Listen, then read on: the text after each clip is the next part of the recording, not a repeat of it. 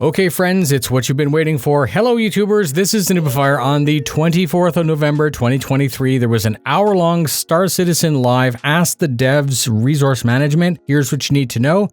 Jared said that this show was not live, that it was pre-recorded. On deck today and for the following next couple weeks, we would rehash the panels that were shown at CitizenCon. We had Thorsten and Guillaume from EUPU. Resource management at CitizenCon would be discussed.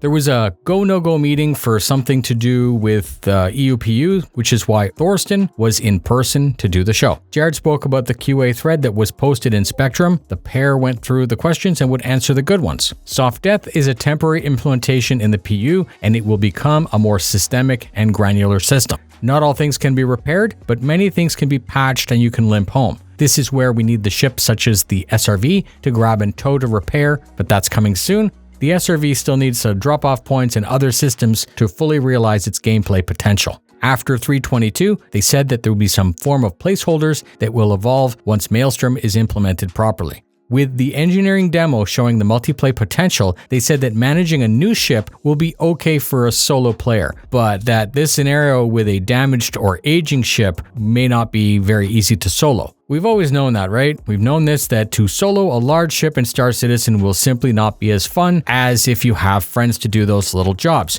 Imagine getting damaged and having to leave the pilot seat to go change out your shield generator, right? While the person picks you off. Sitting duck and you're dead for no reason. And yeah, sure, NPC crew, but they're going to have lower skill, they're going to be less effective, they'll be slower speed, and you'll have to pay for them, which will be a major drag. Magic beams everywhere seem to be what we have now, but they say that they don't want that as the final step. But after observing if the beam mechanic is too simple, they're going to look into changing it. But they don't want to make something that requires you to go to actual Star University to understand completely.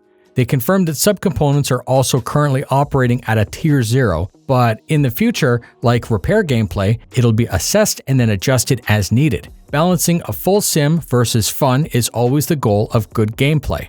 There are power relays, but they may add coolant relays and fuel relays and other switches to, let's say, prevent a total loss of fuel due to a damaged tank or other scenarios. Some ship manufacturers may use unique system layouts and add more relays and redundancy for example, military ships. They reaffirmed that the item quality will have a direct effect on how things perform. When repairing, if you mess something up, you might do damage to the ship or even injure or kill yourself. Cycling an airlock, we already know this, will result in the atmosphere blending due to room tech that was added years ago, and life support will restore based on its capacity. Pilots who understand where the individual components on each ship are will be able to locate and do more effective damage at taking the ship down. And they confirmed that life support will obviously be attached to a relay, so if the player knows where that relay is, it could be sabotaged if the player has no control through the panel. The point of this is to not make this a full-time job to repair everything and for it to not become annoying. And then they confirmed